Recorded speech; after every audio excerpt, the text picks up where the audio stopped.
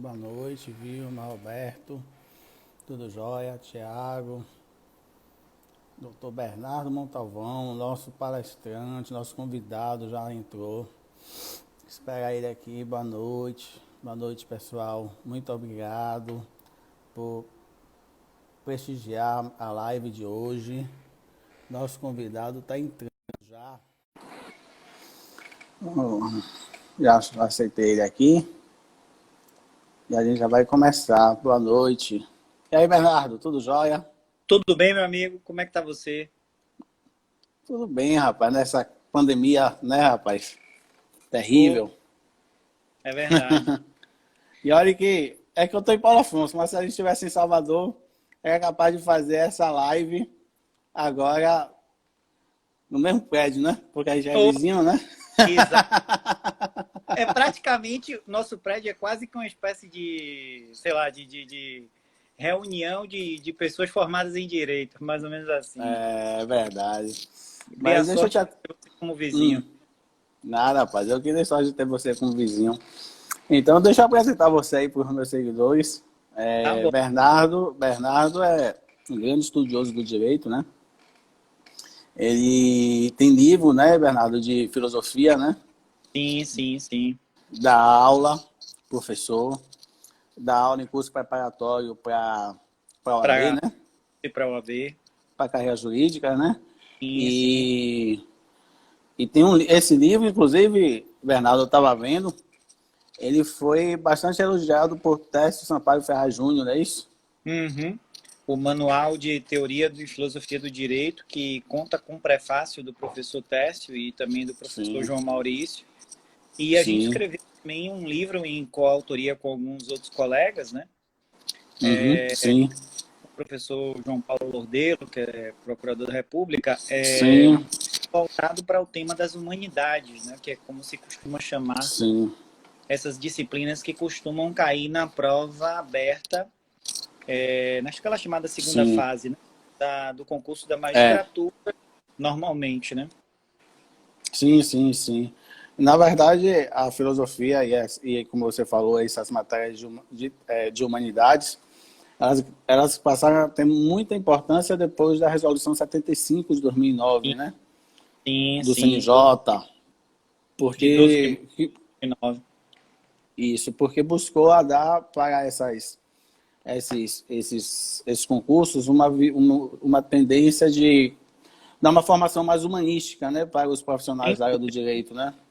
Sem dúvida nenhuma.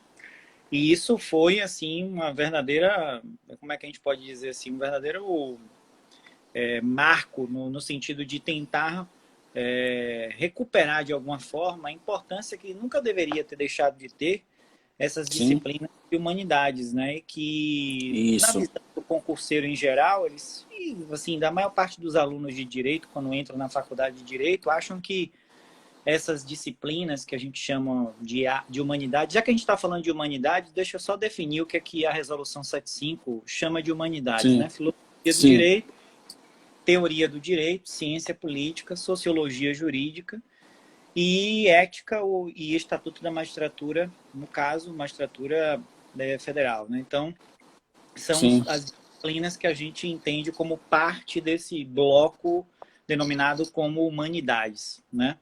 Então, sim, nessa obra, inclusive, que a gente fez em coautoria pela editora Juspodium, que a gente acabou de atualizar agora, já está na terceira edição, o professor João Paulo escreveu a parte de psicologia jurídica, que é uma outra disciplina que está dentro desse grupo das humanidades, talvez seja a disciplina sim. mais excêntrica, assim, no sentido de, né, eu não tenho lembrança aqui, pelo menos em Salvador, de faculdades que tenham aula de psicologia jurídica, que é um Não nicho me lembro muito, também.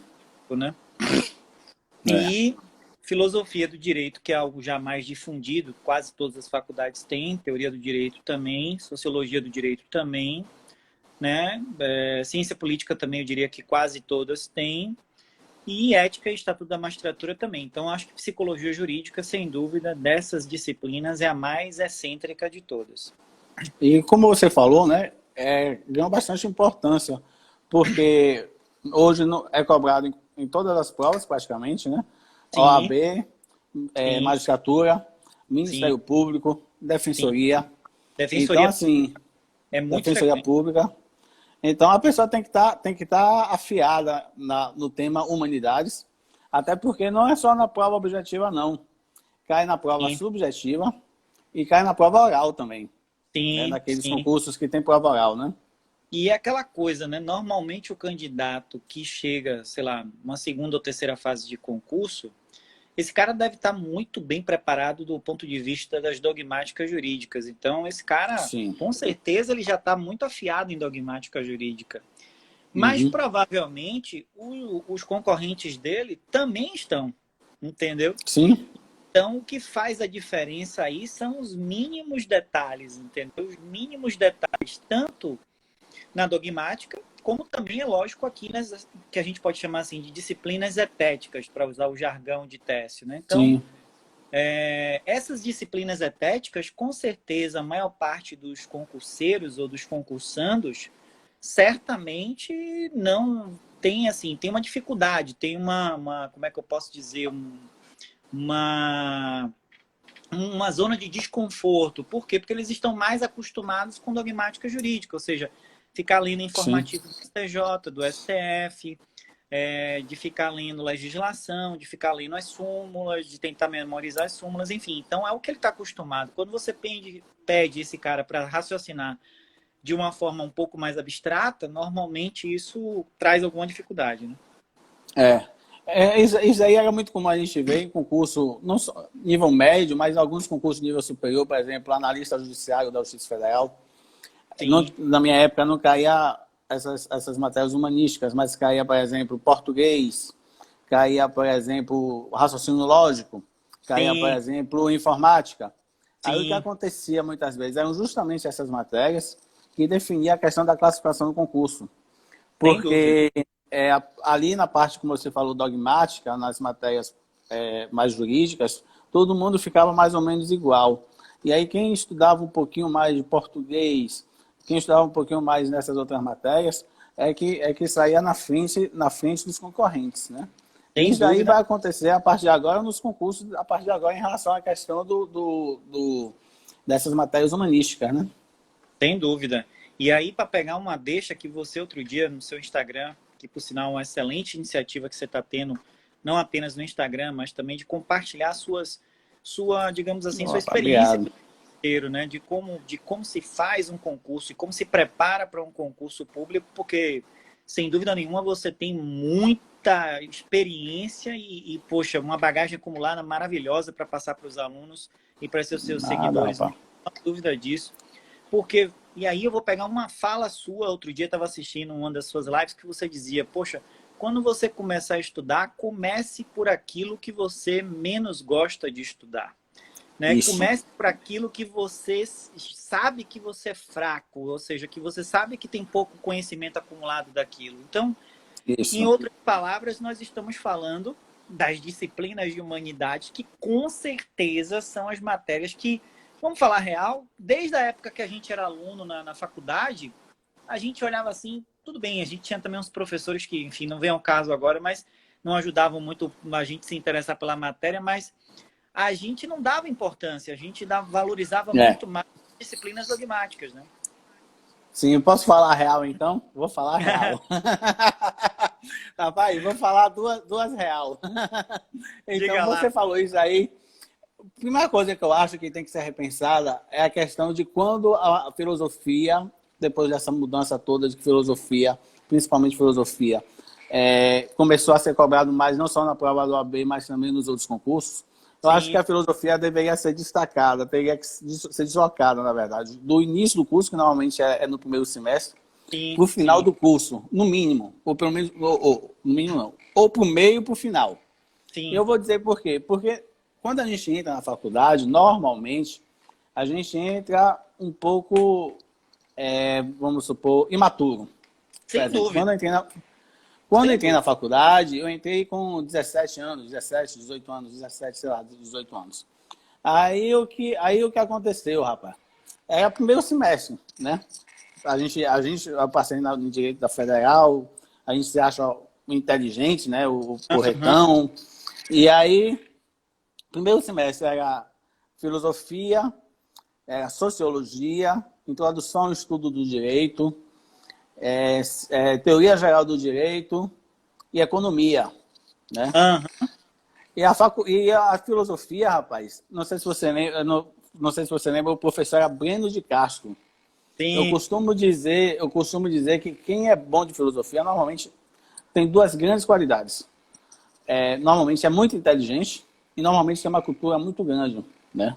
Porque para você entender filosofia, você necessariamente tem que ter essas duas grandes características. E o Breno de Castro tinha essas duas grandes características.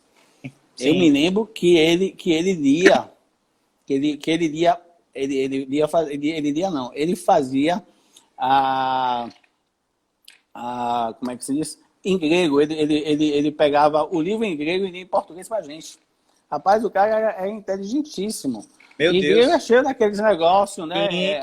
Aquela tradução, Normalmente, a tradução ali, na hora, né?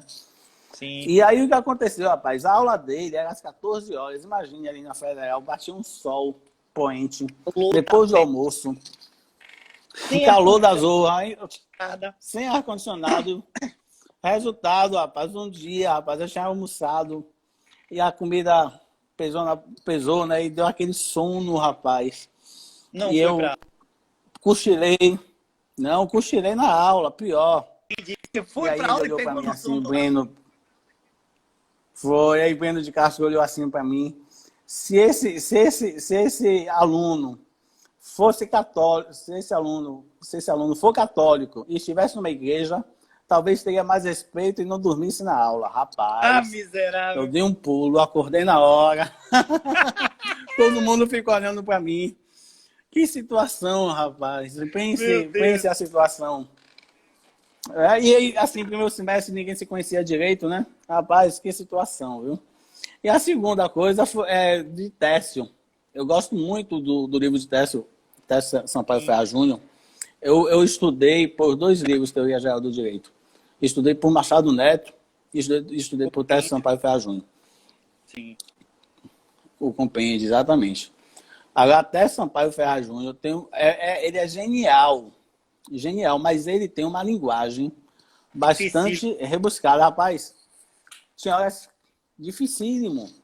Tinha horas que eu me achava burro. Eu Pois pegava é. uma página, eu tinha que ler umas 10 vezes para poder entender o que ele estava dizendo. Não sei se eu me achava burro ou se realmente é assim, mas assim, o livro dele é sensacional. Sim. Mas, para eu entender o livro dele, eu tinha que ler várias vezes a mesma página, ou às vezes para eu passar uma página, eu passava uns 10 minutos lendo aquela página.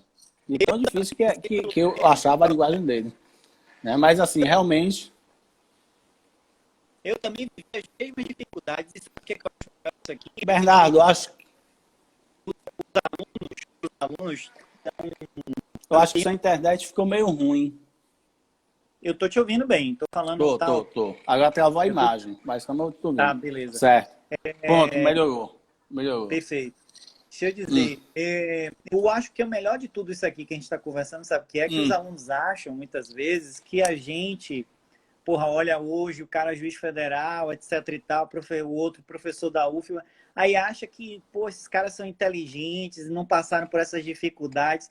Gente, todo mundo passa por essas dificuldades aí. Isso que o Sim, professor João Paulo Peruco está falando, que o doutor João Paulo Peruco está falando, meu amigo de longa data, todos sim, nós sim. vivemos, todos nós, sem exceção. Eu também tive muita dificuldade de compreender o livro de Técio, entre outras coisas mais.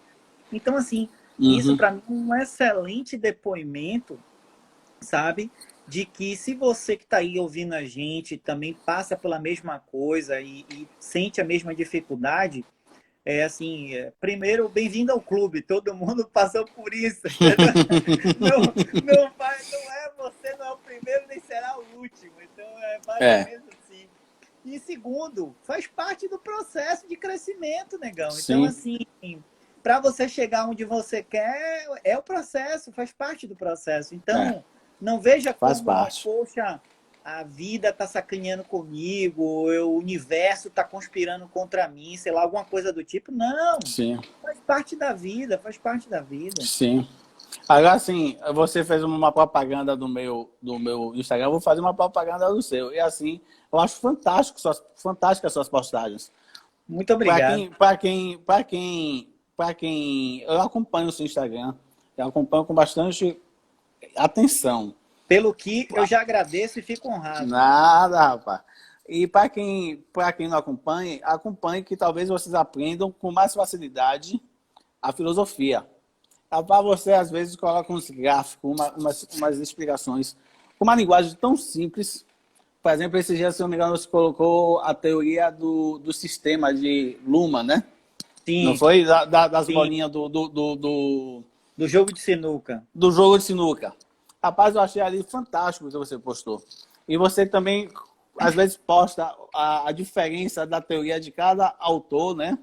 Sim, concordo. E Tentando quadro sinótico aí para poder exatamente quebrar é, essa dificuldade, né? Ou seja, o aluno ter ali uma. Primeiro, não usar o Instagram só para diversão e entretenimento. E segundo, sim, perceber que é possível, sim, quebrar esse preconceito com as disciplinas de humanidade e você aprender de uma forma fácil, tranquila, acessível, compreensível. Eu diria sim, que talvez a minha principal objetivo de vida seja esse, ou seja, quebrar com esse preconceito, ou seja, dizer, olha, não é impossível compreender filosofia do direito, é possível sim. Então, assim, acho que é o professor, que é uma outra coisa que você falava outro dia numa outra live sua, grande parte das pessoas que não gostam dessa ou daquela matéria na faculdade de direito, talvez uma das explicações disso seja o professor que não era tão bom na sala de aula. sim, Então, sim, se aquele professor que não era tão bom na sala de aula, por exemplo, eu vou dar um exemplo comigo. Eu tive um certo professor, que eu não quero falar o nome, que não era claro. tão bom em direito comercial. E, poxa, eu peguei uma versão para o direito comercial que, pô, meu Deus do céu. E aí, a partir daí, eu sabe aquela coisa, eu estudava direito comercial com uma vontade. Eu lembro ainda de Rubens Equião, lembra de Rubens Equião? Então, Lembro. Eu estudei pelo livro poxa, dele. mas pois é. E aí o que acontece? Estudava, mas eu não tinha boa vontade. A verdade é essa, entendeu? Eu não Então, sei assim, se é o mesmo professor de comercial, mas eu tive um professor de comercial que ele conseguiu fazer uma prova objetiva com critério de correção subjetivo. Enfim, rapaz. ai, Mas, ai. assim, quem vê, o que eu acho mais sensacional lá nas suas postagens é que você consegue transformar uma coisa que a gente tem tanta, assim, resistência por achar que é difícil em uma linguagem muito fácil, né?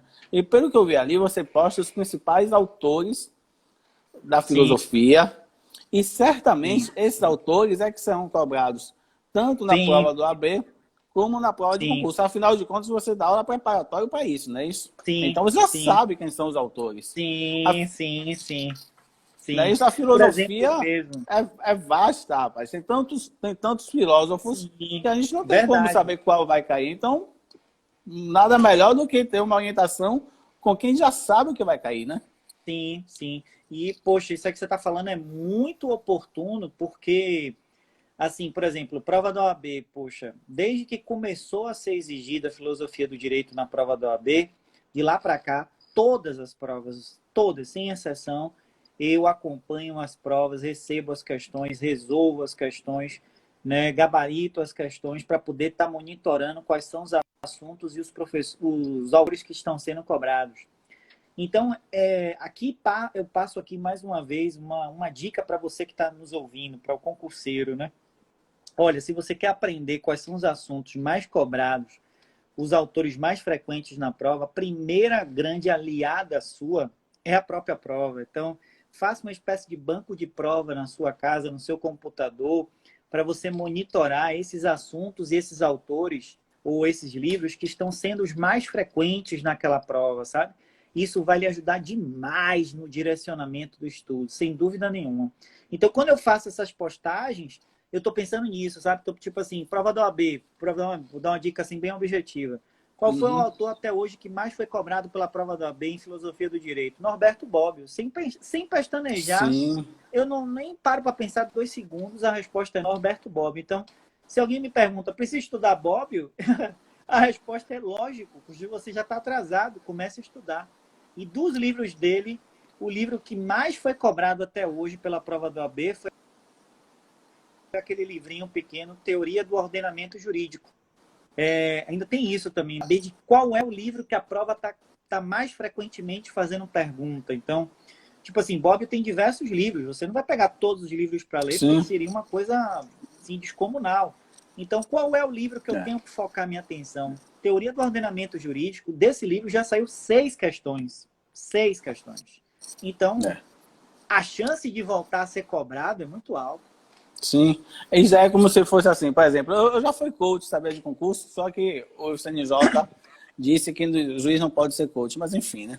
Aí eles entenderam que isso daí é assessoria, imagine. Sim. Na verdade, isso daí é uma forma moderna. Concurseiro, sempre concurseiro, o cara fica com isso no sangue, porque, tipo assim, Uma... você passou uma quantidade de provas que você passou, Piroco. Então, é evidente, está no seu sangue, você gosta de acompanhar a prova, você gosta de ver prova, você gosta de ver questão, faz parte. Então, para mim, o CNJ errou porque, na verdade, não é assessoria, isso é uma forma moderna de você dar aula, na verdade. Sim, lógico.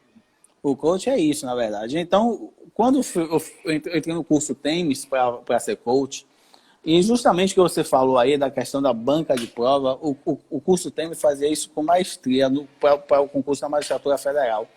Ele tinha todas as provas de juiz federal e eles catalogaram todas as questões e fizeram um percentual. E, por exemplo, em direito constitucional, o que mais cai é controle de constitucionalidade. Não tem uma prova que em direito constitucional não caia controle de constitucionalidade. Então, quanto mais você direcionar seu assunto, seu estudo, como você está falando aí, Bobbio tem milhares de obras, se não me engano, na faculdade eu li pelo menos 2 livros de Bobbio. E são livros bons de ler, viu? Sim. Ele tem uma linguagem fácil. São acessíveis, são bem difíceis, não é difícil, não. E assim, você tendo essa oportunidade de direcionar seu estudo dentro da filosofia, que é uma área vasta, é a melhor coisa que tem, né? Sem dúvida. E assim, pegando isso que você falou sobre o controle de constitucionalidade, isso acontece em todas as disciplinas, sabe? Então, assim, direito constitucional, controle de constitucionalidade está lá, é certo que vai ser um assunto que vai ser cobrado. Em filosofia do direito, a mesma coisa. Sim. Tem determinados assuntos que são muito frequentes. Então, assim, se você me perguntasse, de imediato aí, no improviso, quais são os 2 assuntos mais cobrados pela prova da OAB em filosofia do direito? Sem dúvida nenhuma, teoria do ordenamento jurídico e teoria da justiça. São os 2 assuntos mais cobrados. A prova da OAB não gosta de teoria da norma, perguntou muito pouco. Teoria da interpretação jurídica perguntou muito pouco. Mas, por exemplo, teoria do ordenamento jurídico tirou daí já 7 perguntas. Então, se o cara tem alguma dúvida por onde deve começar a estudar, eu já estou lhe dizendo. Volta àquela premissa básica do concurseiro. Sua melhor amiga é a própria prova, ela não é a sua inimiga. Porque eu digo isso porque tem concurseiro que fica naquela, né? De, vou ficar estudando por livro, por informativo, e não pega a prova para resolver. Não pode ser assim. O estudo de concurso precisa que você esteja resolvendo questões quase todos os dias e criar uma intimidade com a prova, né? Eu fiz esse vídeo aí que você falou e também me basei muito pelo aprendizado que eu tive no curso TEMES e, assim, é o que eu falei, é o que você falou, né? Você tem que ler doutrina, você tem que ler jurisprudência, você tem que ler a lei seca e você tem que resolver questões. Você tem que arranjar tempo na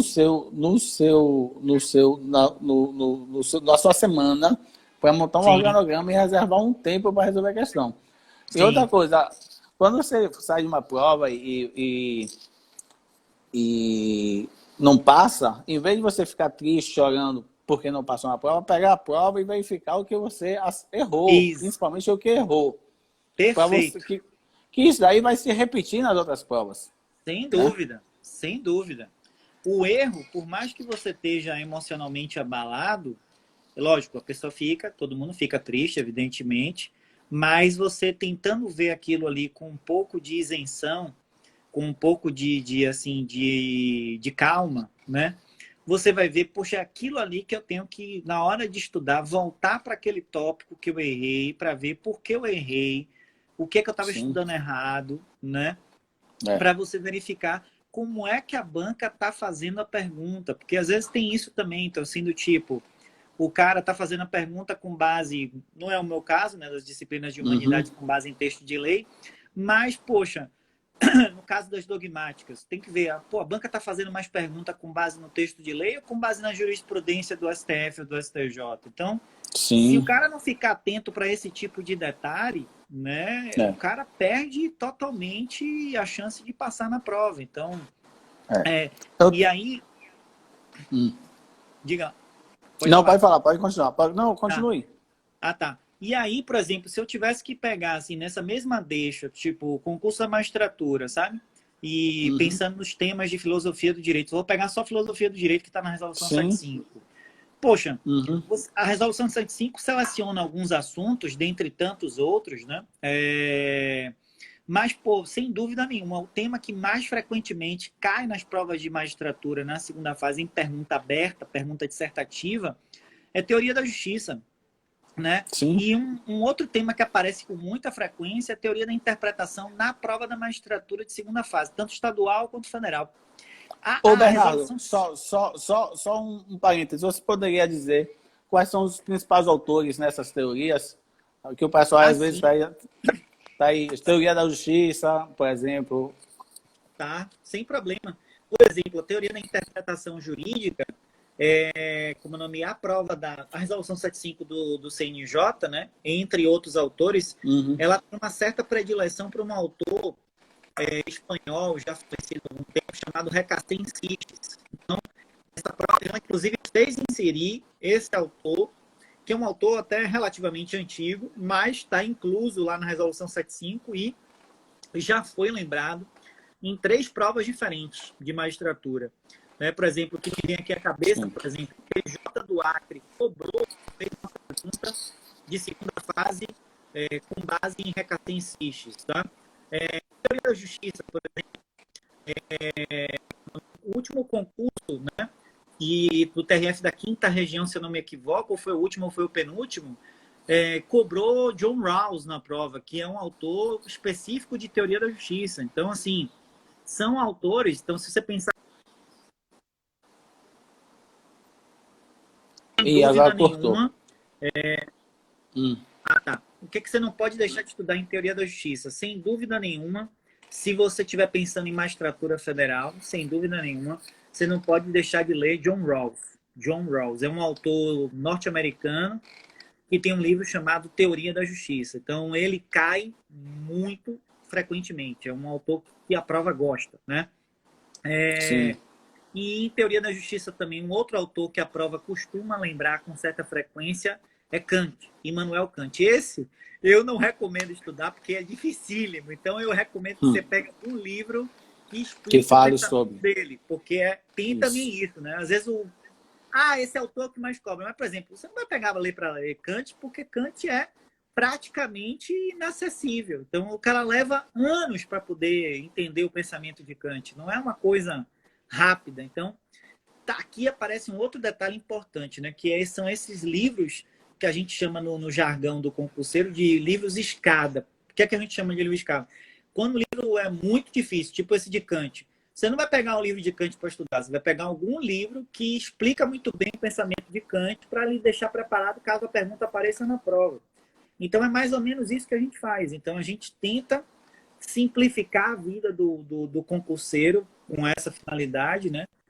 De explicar esses pensamentos difíceis. Por exemplo, você estava falando há minutos atrás de Niklas Luhmann e a teoria dos sistemas e o jogo de sinuca, né? Pois bem, isso. Esse autor já foi cobrado 2 vezes pela prova do DPU, Defensoria Pública, né? E é um autor muito, desculpa o palavrão, muito foda de entender. Você estuda, lê, e você, rapaz, eu sou burro, eu nunca consigo entender o que esse cara está falando, e aí você... Então, é isso. Então, você tem que focar nesses autores, focar nesses assuntos mais frequentes, mas também pegar livros que passam essa escada, né? O seu áudio está falhando, eu consegui ouvir assim, mas o seu áudio está falhando, acho que é a internet. Mas o que você falou aí é sensacional, porque é justamente isso. E junta com o que eu falei, né? Porque qual é a nossa dificuldade na época da faculdade? É entender a filosofia. Sim. Entender, rapaz, eu pegava os autores, esses autores, e você está falando dos autores mais recentes, eu me lembro, os autores, o Breno de Castro ia para a aula falar dos autores gregos, rapaz, antigamente. Sim. E não é Platão, Aristóteles. Sócrates, não, ele ia falar de outros, lá que eu nunca tinha ouvido falar. Rapaz, e ele explicava as teorias, ele explicava. Eu juro que tentava entender e não saía de lá sem entender nada, rapaz. Tinha uma teoria de um filósofo desse que dizia assim: o que é, o que não é, se é, não é. E eu assim, rapaz, meu amigo, eu saía da aula sem entender nada. Enfim, isso aí me fez ter dificuldade de estudar filosofia. Então, como você falou, às vezes você não tem que ler o livro do cidadão lá, do Immanuel Kant, do Luhmann, porque se você for ler, você não vai entender nada do que o cidadão está falando e vai ficar, na verdade, com ojeriza. E vai para o concurso sem saber aquilo lá que vai cair. E então Sim. É melhor você ler alguém que soube explicar isso daí de forma fácil, para você chegar lá e escrever, né? Sim. Porque aí vem aquele outro mandamento do concurseiro, né? Você não pode dar o luxo de deixar algum item do EBT sem ter sido estudado, né? Você não pode dizer, não, eu vou para a prova e vou apostando que esse assunto não vai cair, não vou estudar esse assunto, não. Não é uma boa. Não pode, não. Principalmente na segunda fase. Porque na segunda fase, meu amigo, se você deixar uma questão em branco ou errar uma questão, o prejuízo é enorme. Você não consegue recuperar esse prejuízo mais nunca. Você pode, inclusive, ser reprovado ou, na melhor das hipóteses, você vai lá para trás na classificação final. Sim, com certeza. Sendo muito otimista, né? Diga-se de passagem. Então, assim, você não pode deixar assuntos sem ficar sem estudado, porque é preferível que você escreva alguma coisa lá na questão, mesmo que não seja o melhor possível, do que você, por exemplo, dizer, rapaz, eu não sei nada, vou deixar a questão em branco. Não tem essa, não pode deixar uma questão em branco. Não pode, de hipótese nenhuma. Não. Só para você ter uma ideia, viu, Bernardo? Eu falando desse negócio de ficar na frente ou atrás no concurso, quando eu passei para juiz federal, eram 60 vagas, e eu estava na prova oral, eu estava entre os 10 últimos. E na prova oral, eu fiz uma prova oral muito boa. E dos 10 últimos, dos 60 passaram 30, e dos 10 últimos eu fui para 12º, 13º, se não me engano. E isso aí fez toda a diferença, porque eu poderia ter ido para o Acre. E eu fui para Itabuna, na Bahia. Tá vendo a diferença? Então, tá vendo aí? Pronto, vocês estão ouvindo o depoimento vivo da experiência viva de como isso muda muito a vida da pessoa. Muito. E assim, as pessoas às vezes não entendem que aí é uma outra coisa que o concurseiro vive, né? Mesmo depois de passado no concurso, que é o quê? Poxa, o seu segundo problema vai ser o seguinte: porra, passei, beleza, porra, feliz pra caralho. Aí você vai tomar posse no lugar mais distante do mundo. Meu irmão, então é isso. Não é uma coisa fácil, sabe? Tem diversas implicações, diversas dificuldades. É uma dificuldade para passar, uma dificuldade para tomar posse. Eu lembro quando eu tomei posse, quando eu passei no concurso para analista daqui da Procuradoria Federal, aí me dizia para ir para Alagoinhas. Rapaz, eu passei 5 anos, até perto aqui de Salvador, você sabe que é bem pertinho, mas eu passei 5 anos indo e voltando de ônibus, de lá de Alagoinhas para Salvador. E, porra, e ainda começando a vida, estudando ainda, continuando estudando para concurso, e não é fácil, né? Não é fácil. Não é fácil, não. Passou por obra e graça do Divino Espírito Santo, passou com sacrifício, passou com esforço. Não. E é isso. E assim, em relação à filosofia em si, assim, é interessante, né? Assim, por exemplo, o pessoal diz que filosofia a gente discute, discute, discute e nunca chega a uma resposta, né? Que a função da filosofia é discutir, né? Sim, E realmente, assim, a função da filosofia, eu acho que a filosofia entrou na questão do concurso para juiz, por exemplo, para a gente justamente pensar a questão dos dogmas jurídicos, né? Que são dúvida. fixadas pela dogmática e a gente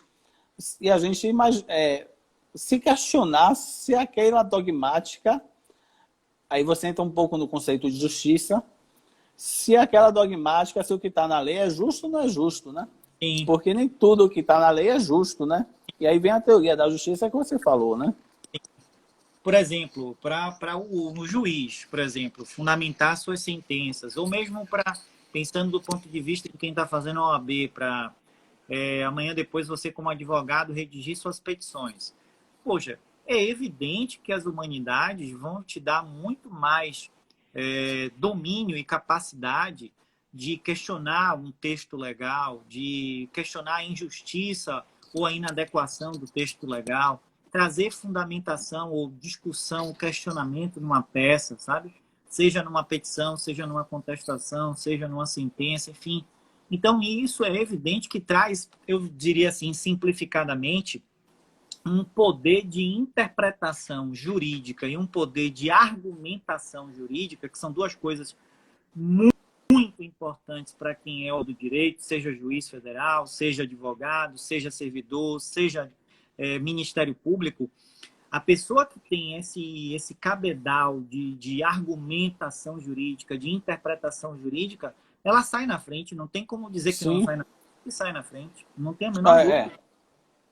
Nós temos é igual a concurso, né? Nós temos no concurso questões fáceis, questões difíceis, e na nossa vida prática nós temos processos fáceis, processos difíceis, processos que são mais do nosso dia a dia, e nós temos às vezes com processos, por exemplo, que você falou aí da teoria da argumentação, dizem que é o direito, é a ciência da argumentação, né? E realmente é. Muitas vezes a gente pega uma petição e a pessoa não explora direito, o advogado não explora direito a argumentação necessária para convencer o juiz naquele caso. Sim. Né? Às vezes é um caso diferente e não está muito ligado ao nosso dia a dia. E às vezes a gente julga improcedente porque a gente não consegue chegar na argumentação que o advogado deveria colocar e não colocou. Sim, Né? sim, sim. E aí logo depois, às vezes, vem um outro advogado com uma petição mais rica de argumento e nos convence daquele assunto, e aí é que fala, né? Opa, caiu aí. E aí é o que a gente fala da questão do que o juiz muda de entendimento, né? Por quê? Sim. Porque às vezes chega um outro argumento que a gente não tinha visto, e a questão das humanidades está muito ligada a isso. Sem dúvida. Questionar a dogmática. Né? Sem dúvida mesmo, porque, tipo assim, vou dar um exemplo com base nisso que você está falando, né? Um dos pais da retórica jurídica da argumentação é Aristóteles, né? E, diga-se de passagem, já foi cobrado 2 ou 3 vezes pela prova da OAB.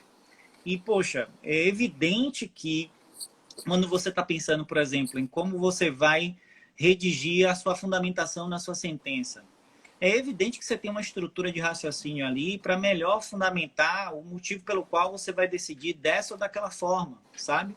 Então, é lógico que se você tem, por detrás dessa fundamentação dogmática, um respaldo zetético, filosófico para essa argumentação dogmática, lógico que sua sentença, eu vou agora transformar essa discussão aqui do ponto de vista processual. É lógico que sua sentença, quanto melhor fundamentada for, quer dogmaticamente, quer zeteticamente falando, mais dificilmente o cidadão vai conseguir reformar a sentença no 2º grau, né? Por quê? Porque a sentença está tão bem amarrada, está tão bem fundamentada, que vai ser muito difícil que um recurso consiga reformar a sentença. E do mesmo ponto de vista da parte do advogado. Se você pega um advogado que o cara escreve, né, basicamente a soma de pequenos fragmentos de texto de lei para tentar convencer o juiz, poxa, eu sempre digo isso até aos alunos lá na graduação, digo, gente, o juiz conhece o direito. Né? O juiz conhece o direito Sim, traduzindo. O que eu quero dizer com isso? Você vai dizer texto de lei para juiz? Porra, é evidente que o juiz conhece o texto de lei, caramba. Então, o que é que você tem que trazer para o é, juiz? O algo a mais, poxa. O algo a mais. E quem é que te dá esse algo a é, mais? Entendeu? entendi. Só para exemplificar, rapaz, essa questão da questão, a teoria da argumentação se aplica, como eu disse, nos processos mais difíceis. Uma vez eu peguei um processo, uma execução fiscal, né? Execução fiscal é um processo até relativamente besta, fácil, cujo processamento é simples. Mas talvez envolve muitas vezes questões humanitárias. Foi uma penhora de uma moto, rapaz, de um cidadão que tinha um filho que tinha um problema de saúde e ele usava essa moto para levar o filho para se tratar, para fazer o tratamento. E ele era muito pobre e ele não tinha condições, se essa moto fosse levada para a penhora, ele não tinha condições de arranjar outro modo de levar o filho para esse tratamento. E ele não tinha advogado. E esse cidadão Meu chegou na Deus. Justiça Federal. Esse cidadão chegou na Justiça Federal, para você ter uma ideia, os servidores todos da Justiça Federal, se eu vi que Lucileide entrou aí, não sei se ela ainda está, mas se ela estiver, ela vai poder confirmar isso. Ele conseguiu comover a Justiça Federal toda. O pessoal chorou, rapaz, no dia que ele foi lá. E a gente, como ele não tinha condições de... Acho que você travou, viu, Bernardo? Não sei se você está me ouvindo. Como a gente não tinha... Como a gente não tinha... Como ele não tinha condições de contratar um advogado, a gente nomeou uma defensora ativa, que, por sinal, tinha sido ex-estagiária lá da Justiça Federal. E o pessoal veio falar comigo o que é que eu achava do caso. Eu falei, olha, o caso é o seguinte, eu não vou deferir... Ela pediu, foi, na verdade, a questão da desconstituição da penhora. Aí eu falei, olha, eu não vou deferir nada por pena. Eu sempre falo brincando que quem tem pena é galinha. Eu não sou, então, eu vou deferir de acordo com a argumentação que ela trouxer. Se ela trouxer uma argumentação boa que me convença, uma argumentação jurídica, eu vou deferir a desconstituição da penhora. Em caso contrário, a penhora vai estar mantida. Infelizmente, a moto vai ter que ir a leilão. E, felizmente, ela trouxe jurisprudência do mesmo caso, rapaz. Parecia cópia idêntica. Se não me engano, foi do TRF. Foi do TRF, com certeza, mas não lembro qual. Não me lembro se foi da quinta ou da terceira. Mas batia justamente com o mesmo caso. E ela conseguiu construir uma argumentação muito jurídica, né, que conseguiu me convencer. Né? E Isso aí, às mostra, vezes, você faz uma petição lá. Sim, isso pode mostra falar. como um bom advogado, que no sentido de com bons argumentos, com boa formação filosófica, teórica, né, de argumentação jurídica, faz a diferença gigantesca na vida de uma pessoa, né? Porque, como você está relatando aí, muitas Sim, vezes o juiz fica, como é que eu posso até dizer assim, numa situação de angústia. Por quê? Porque ele enquanto juiz, não pode deferir uma coisa se não tiver fundamentação jurídica. Por outro lado, ele sabe sim. que a pessoa está vivendo um drama, né, um drama ali na vida dela, etc e tal, e ele também não quer praticar nenhum tipo de injustiça. Então, muitas vezes, decidir não é ao contrário. Muito pelo contrário, decidir é algo muito difícil, porque a Sim, gente se vê diante de dramas, de dilemas, né? Sabe do outro lado as pessoas que vão ser afetadas por aquela decisão. Então, enfim, a gente, né? Então, por isso, essa formação filosófico, teórico, do ponto de vista do direito, faz uma diferença gigantesca, seja da parte do advogado na hora de trazer bem apresentado o argumento na sua inicial, ou, por que não, do Ministério Público Federal, no caso daqui da Justiça Federal, ou no Ministério Público uhum, Estadual, no caso da Justiça Estadual, enfim, faz uma diferença absurda, né? Porque falar do lugar comum, ou seja, falar de um caso simples, né, que seja, aspas, uma mera aplicação do texto de lei, eu diria que é o simples. E a gente sabe que no dia a dia da nossa vida, Os casos simples, que são os mais repetitivos, eles existem, mas vez por outra, e não é raro acontecer, muito pelo contrário, é muito frequente acontecer, aparece cada caso complicado para decidir, meu amigo, e não está previsto em livro nenhum, que você diz assim, sim. pelo amor de Deus, como é que eu vou decidir esse caso? Entendeu? E a gente esquece que, na verdade, nosso ordenamento jurídico não é só a lei escrita, né? Nós temos os Sim, princípios, né? Então, assim, e muitas vezes, por exemplo, nessa situação anormal que a gente está vivendo da pandemia, né? Muitas vezes a lei não prevê essa situação anormal e nós não, temos que, nesses processos, por exemplo, que estão acontecendo nesse período de pandemia, julgar de acordo com os princípios.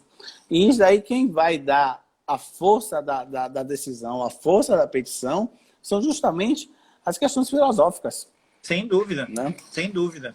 Por exemplo, para pegar essa sua fala mesmo em torno dos princípios, por exemplo, se o cidadão tem um bom apanhado de Ronald Dworkin, de Robert Alexie, né, sobre isso aí, e ele traz isso na sua peça, meu amigo, qual é o É. juiz que não vai ficar bem impressionado pelo advogado que não trouxe uma boa fundamentação ancorada em um desses pensadores, só para dar um pequeno exemplo disso, sabe? Então, ou se você quiser Sim, citar ainda no campo dos princípios, as próprias obras do ministro do STF, Luiz Roberto Barroso. Então, assim, pelo amor sim. de Deus, agora, é lógico que faz absolutamente diferença na hora da fundamentação da peça. Não tem a menor dúvida É. disso. Por exemplo, você falou aí, muito está se discutindo agora a questão da saúde, né? Versus, Sim, versus a questão da economia. restrição da economia, ou então restrição dos direitos e garantias individuais da liberdade de ir e vir. Sim. E assim, muito se discutisse, por exemplo, para mim, tem um filósofo, e você falou no nome dele aí, que eu estudei muito, porque caiu na minha prova para o mestrado da UFBA, que é o Robert Alex. O Robert Alex tem uma teoria fantástica, que é da questão que um princípio não anula o outro. Na verdade, o que você tem que Uhum. analisar é no caso concreto, em que qual princípio vai preponderar em relação ao outro naquele caso concreto. Né? Exatamente. Teoria das E ponderações. a teoria das ponderações, né? Então, assim, eu não estou vendo ninguém discutir a teoria das ponderações de Alex nessa pandemia toda, e para mim é a teoria que resolve qualquer situação que chegar na justiça envolvendo a pandemia nesse momento que a gente está vivendo. Sim, porque a gente está diante da colisão de diversos princípios constitucionais e que, a depender do caso concreto, o juiz vai ter que fazer essa ponderação no caso concreto, sim, né? E, Sim, eventualmente, afastar um princípio, sobrepor um outro princípio diante do caso concreto. Mas é lógico, não dá para fazer aí um julgamento no sentido genérico da palavra. É cada caso, ou seja, cada caso com sua especificidade, né? Para sim, saber se nesse caso X ou no caso Y, no caso W, a gente vai fazer é, preponderar um determinado princípio ou não, né? sim. E Mas aí, realmente a filosofia... Oi, pode falar, pode falar. e aí, nesse sentido, sem dúvida nenhuma, o aluno tem que tomar contato com o Alex tem diversos livros já publicados aqui no Sim, Brasil, em português, mas se eu tivesse que perguntar para a pessoa qual é o livro que eu não posso deixar de ter do Alex e não posso deixar de estudar, porque, inclusive, é cobrado pela prova da magistratura, para a gente voltar para a magistratura, sim, é o livro Teoria dos Direitos Fundamentais. Esse livro, que é da editora Malheiros, eu estou aqui fazendo propaganda até para Malheiros, né? Teoria uhum, dos Direitos Fundamentais da editora Malheiros. Esse livro, ele é seminal, ele é muito importante. O cara tem que comer com farinha esse livro, resumidamente. sim, sim, sim. Realmente ele é um livro muito importante e, como eu falei, essa teoria vai resolver muita coisa nos processos que estão sendo ajuizados nesse momento de pandemia, porque nenhuma legislação conseguiu prever, o legislador não tem bola de cristal para prever que a gente já está vivendo uma situação como essa, né? E assim, esse papo da gente, viu Sem Bernardo, eu acho dúvida que mesmo. mostrou a importância da filosofia. Não só para quem está desculpa, não só para quem está estudando, para a OAB, para concurso, mas também para quem está na vida prática, né? os advogados, os juízes, promotores, procuradores, porque realmente é Sim, quem vai lhe dar substrato para poder, no caso do advogado, promotor, procurador, convencer o juiz naquela situação assim diferente do, do argumento que você está colocando na sua petição. sim, sim. É o que, para usar um jargão do Ronald Dworkin, ele chama isso de casos difíceis, né? Em inglês seria hard case. Então, Sim, os casos sim, difíceis, você só tem como resolvê-los, amigo, recorrendo à filosofia do direito. Não há como. não, Por quê? Porque se o caso é difícil, o nome já está dizendo, dogmática jurídica não vai conseguir não, lhe trazer muita coisa para lhe dar algum tipo de solução para o problema, né? sim, Então, do mesmo modo como... Por que a gente recorre à teoria da ponderação dos interesses de Alex? Porque quando é fácil aplicar uma regra, um caso concreto, ou invocar um princípio imediatamente aplicado àquele caso, tranquilo, isso qualquer pessoa faz. Agora eu quero ver sim, fazer quando você está diante de uma situação em que dois ou três princípios estão se chocando, né? Em que a decisão poderia ser plenamente possível para um lado ou para o outro, e você está sim, naquele dilema, diz aí, pô, como é que eu resolvo o caso, né? Então, assim, para pegar é, o dilema do momento, eu tenho um dilema aí de empresários que estão passando por uma crise absurda com essa questão da economia provocada pela pandemia. Do outro lado, a questão da saúde pública. É como eu disse aqui a pouco, não dá sim, para fazer um tipo de raciocínio generalizador. Mas, a depender do caso concreto, há que se ponderar, né? Há que se ponderar caso a caso para verificar qual a melhor decisão a ser tomada. Por exemplo, para não ir muito longe, o magistrado federal de lá, se não me engano, do São Luís do Maranhão, que decretou lockdown na cidade, né? Econômica, ele decidiu sim, pelo lockdown porque as autoridades públicas deveriam ter feito alguma coisa, não o fizeram. Então, acho que o Ministério Público Federal ingressou com ação e ele, então, decidiu pelo lockdown na cidade de São Luís. E é isso, com certeza, não tenho a menor dúvida disso, que na decisão dele deve ter surgido ali um Robert Alex, deve ter surgido ali um Ronald Dworkin, porque é um caso difícil, muito difícil, você ter o peso de uma coisa, né? a net está ruim, está travando, está travando, está cortando, mas o que Bernardo está falando é o seguinte, ainda que o juiz pode até não ter citado o do Ork ou o Alex, mas com certeza ele aplicou, ainda que sem saber, o argumento ou a teoria do Alex e do Ork, né? Sem dúvida. Bernardo, tá travando a imagem, mas você tá ouvindo aí, né? A gente Estou está ouvindo. chegando aos 7 minutos finais aí. Rapaz, quando surgiu essa live com você, eu sabia que essa live ia ser de excelência. Eu Que postei lá nada. no Instagram, e alguém comentou no post do card de divulgação que ele falou: passei no AB por causa do professor Bernardo. Porra, Foi mesmo. E teve, que essa pessoa, no mínimo, é uma pessoa muito generosa. Não, não é, eu não sou responsável por isso. Com certeza que não sou.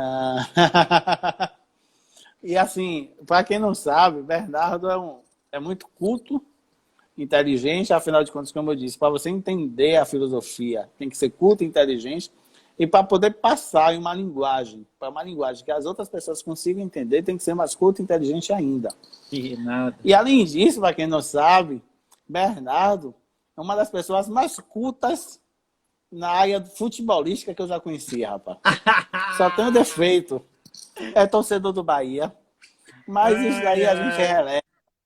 Mas eu me lembro, rapaz, a gente descia pra academia, quando a gente podia ainda ir pra academia, a gente fazia esteira, você de um lado, eu de outro, e você falando lá de futebol. Rapaz, eu tinha cada aula com você em razão do futebol. Aí, ó, Que aqui, Priscila tá dizendo que vai começar a seguir você, ó. Vou obrigado, começar a seguir o obrigado, professor Priscila. Bernardo, Obrigado, né? PC. Eu Então, sou torcedor do Bahia e o nosso amigo Piropo é torcedor do Vitória. Então a gente, quando se encontrava na sim, academia, o assunto quase sempre era futebol, né? Aí, enfim, agora a gente está em tempo de pandemia, o futebol está parado, paciência. E a gente fazia parte de um grupo de WhatsApp, que era eu, você, aí tinha Leandro, procurador da República, João Paulo Ordeiro, procurador da República, Gamil, Gamil, advogado criminalista, muito bem sucedido. Nós tínhamos Paulo Roberto Galvão de Carvalho, procurador da República, que atuou também na Lava Jato. Sim, sim. Era um grupo, Fábio Roque, juiz federal e grande professor de direito penal. Sim, sim. E esse grupo, rapaz, eu acho que só era eu, Vitória. E o resto tudo era Bahia, rapaz. E o Vitória passou uns 2, 3 anos aí só perdendo. E vocês só malhando de mim do grupo. Me deu uma vontade de xingar todo mundo e sair do grupo. Mas em respeito aos colegas que são muito... Eu lembro que o Leandro postava alguma coisa do Bahia, daqui a pouco eu perguntava: cadê você, meu amigo Piropo? Quando o Vitória perdia, meu Deus do céu. Aí eu ficava calado lá e vocês só me perturbando. Ainda falo para Gamil. Gamil ainda posta hoje em dia nos stories dele, um bocado de coisa do Bahia. Eu falei para Gamil esses dias: rapaz, você vai perder seguidor. Bahia doente. Você vai perder seguidor. Não faça isso não, que você vai perder seguidor. Mas a verdade... É só para os alunos verem que nós somos seres humanos como outros quaisquer. A gente torce pra time, a gente brinca, pirraça, perturba. Sim. E por aí vai, entendeu? Sim, a gente, como eu falo, a gente é pessoa de carne e osso, né? A gente brinca, perturba, né? Então, desmistificar essa ideia de que nós somos inacessíveis, né? E o Instagram veio uma boa hora para mostrar o inverso, que a gente João, pergunta onde o Bernardo nasceu. Por onde você nasceu, Bernardo? Salvador, Bahia. Salvador, Bahia. Soteropolitano. Mais precisamente no Hospital Português, Salvador, Bahia. Então, e aí eu acho que o Instagram veio uma boa hora. Eu vejo... Aí, ó, vou segui-lo também. Ó, você vai ganhar um bocado de seguidor, viu? Tomara, obrigado. Obrigado, tá vendo? Rapaz, eu que tô fraquinho com meus 1.400, mas 1.400 seguidores. Depois uma live no meu, quer dizer, eu te convidando para apresentar os seguidores, então, para você. Vamos já tentar deixar alguma outra live aí para os próximos dias aí. Vamos, meus 1.400 são assim, são fiéis e são... Ó, vou segui-lo também, ó. Seu Instagram, professor Bernardo, qual é? O meu Instagram, Bernardo _ Montalvão. Bernardo _ Montalvão. Mas meus seguidores são muito queridos, eu gosto muito deles, gosto de todos, né? Na verdade. Sim, então, Bernardo, rapaz, foi um prazer conversar com você hoje, viu? Foi muito bom essa conversa. Eu que lhe agradeço pela generosidade. Nada, rapaz. Pode fazer suas considerações finais aí, que a gente já está no finalzinho, senão o Instagram nos derruba. Tá bom. Olha só, então eu diria o seguinte, se você está se preparando para... Aí, ó, você já perdeu uma seguidora. Eu só não vou seguir porque segue o Bahia. Ó, porque tá Bahia. Aí você não falou nada. Aí, se eu tiver que torcer pro Vitória para você me seguir, então é preferível que você não me siga. Eu pensei que você ia falar que ia colocar a camisa do Vitória, rapaz. Que nada. Isso aí é impossível. Mas enfim. Cuidado. Sim, vá. Fale aí. Suas considerações finais. Um dia a gente vai ter que fazer uma postagem direto da Fonte Nova, de lá a gente ir pro estádio juntos. Né? Vamos dizer, tá vendo aí, ó? Aqui na Bahia, torcedor do Bahia, do lado do torcedor do Vitória. Não tem negócio de confusão, não. Mas enfim. Mas, ó, minhas considerações finais para vocês são o seguinte. Então, primeiro, se você está se preparando para a prova da OAB, lógico, procure algum tipo de curso preparatório que você, né, possa ter algumas dicas para estudar mais direcionadamente para a prova da OAB, né? Porque isso faz uma diferença muito grande na hora de se preparar para a prova, né? E você perguntasse, bibliografia, poxa, eu sou suspeito para dizer que, para mim, a editora Juspodium reúne a boa parte, se não a quase totalidade. Lógico, tem outras editoras, mas a Juspodium traz muito conteúdo de muitos livros bons, de livros de concurseiro mesmo, sabe? Com autores de excelência que dispensa comentários. Tipo assim, um manual de direito constitucional